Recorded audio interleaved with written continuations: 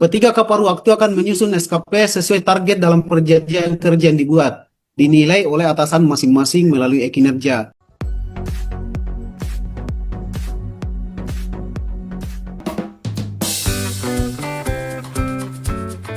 Ya, bagi Bapak Ibu yang sedang menunggu pelantikan untuk P3K paruh waktu, wajib menyimak ya buku saku bagi semua P3K part-time ini yang diposting oleh BKD berdasarkan peraturan 4 RB 16 2025. Walaupun status Bapak Ibu paruh waktu, namun kebijakan aturan berlaku sama dengan ASN lainnya. Yang pertama di diktum ke-6, jadi kami tidak menampilkan diktum per diktum, cukup yang kami anggap penting-penting saja, bahwa P3K paruh waktu itu sudah memiliki NI P3K, NIP P3K paruh waktu. Kemudian juga telah memiliki jabatan sebagai P3K paruh waktu. Jadi Bapak Ibu juga nantinya ketika diangkat menjadi P3K paruh waktu, itu sudah masuk dalam kategori pejabat. Karena Bapak Ibu sudah memiliki jabatan di dalam surat keputusan pengangkatan Bapak Ibu.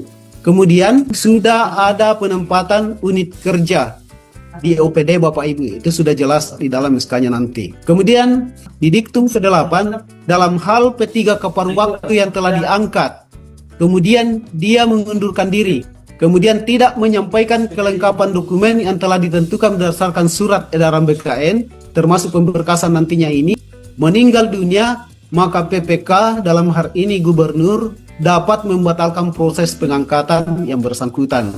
Apabila Bapak mungkin melakukan kelalaian, tidak memperhatikan proses yang telah kami umumkan melalui pengumuman nantinya, sehingga terjadi keterlambatan, ini bisa saja Bapak Ibu tidak melakukan pemberkasan, sehingga PPK dapat membatalkan proses pengangkatan Bapak Ibu.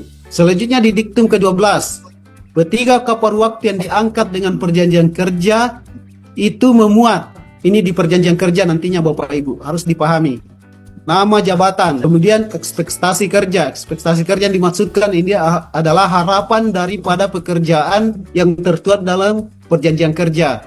Nah, ini kalau tidak sesuai ekspektasi kerja, itu dia anggap Bapak Ibu tidak bekerja. Di perjanjian kerja juga nantinya memuat unit kerja penempatan Bapak Ibu. Kemudian skema kerja ini kaitannya dengan ekspektasi kerja nantinya, ini saling berhubungan bagaimana prosedur kerja Bapak Ibu nantinya di dalam perjanjian kerja ini. Kemudian ada hak dan kewajiban. Nah, selanjutnya juga ada sanksi, karena ini Bapak Ibu sudah menjadi ASN nantinya. Ketika Bapak Ibu menjadi ASN, maka juga berlaku sanksi dan hak kewajiban selaku ASN. Selanjutnya di diktum ke-13, P3K paruh waktu yang diangkat dengan perjanjian kerja itu hanya masa perjanjian kerjanya itu 1 tahun dan sesudahnya dapat diperpanjang kembali. Ini di diktum ke-13. Nah, mungkin alasan kenapa hanya 1 tahun ini karena memang setiap tahun itu ada pengalihan.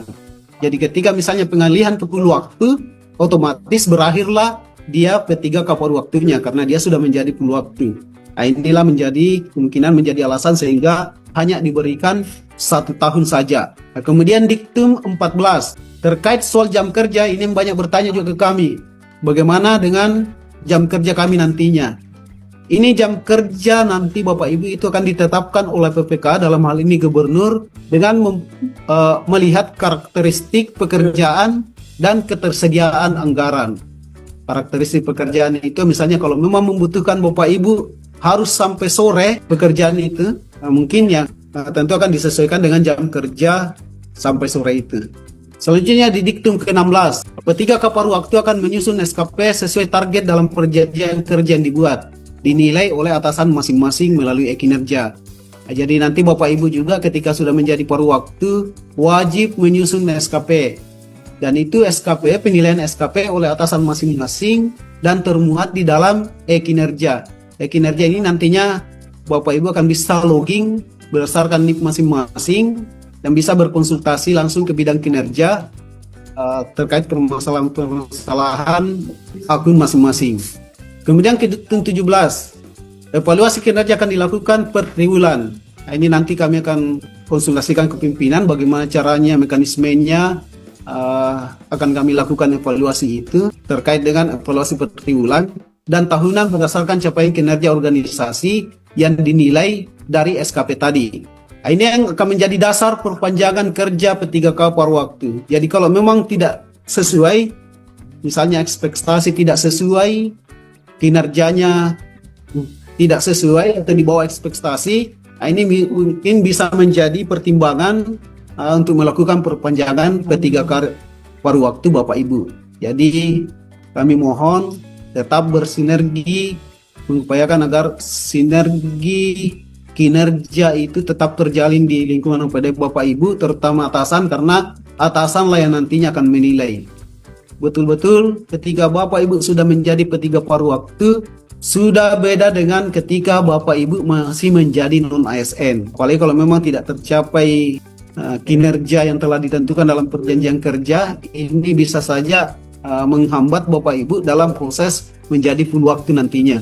Karena kami tentu akan melakukan mekanisme terkait dengan kinerja, akan berkonsultasi ke OPD masing-masing di mana Bapak Ibu tugas. Dan yang menilai kinerja Bapak Ibu adalah atasan langsungnya masing-masing. Kami BKD pasti tidak tahu. Yang lebih tahu adalah atasan langsungnya Bapak Ibu.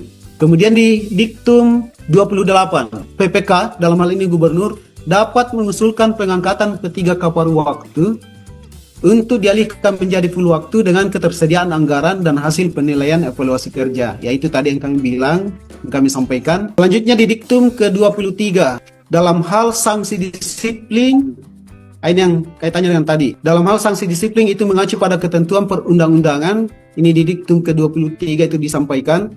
Dalam hal sanksi disiplin Bapak Ibu P3K paruh waktu, itu mengacu kepada disiplin yang mengatur disiplin tentang sanksi disiplin daripada PNS. Ini PP nomor 94 tahun 2001 tentang disiplin pegawai negeri sipil. Ini kami harap Bapak Ibu baca tentang disiplin ini agar dipahami, dimengerti, dan diindahkan aturan-aturan yang ada di dalamnya. Nah, selanjutnya di dalam PP 49 2018 tentang manajemen P3K, pasal 52.3 itu sanksi disiplin P3K itu mengacu pada ketentuan perundang-undangan yang mengatur sanksi PNS. Nah, lagi-lagi P3K paruh waktu dan P3K full waktu memang diarahkan untuk mengacu kepada sanksi yang mengatur tentang sanksi disiplin PNS, yaitu PP 94 2021.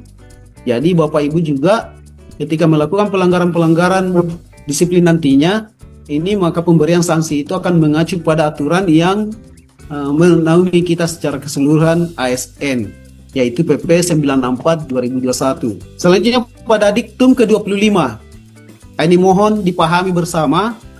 Nah, kami menekankan sekali lagi bahwa dalam hal P3K paruh waktu nantinya mengajukan pindah instansi, sekali lagi pindah instansi Bapak Ibu.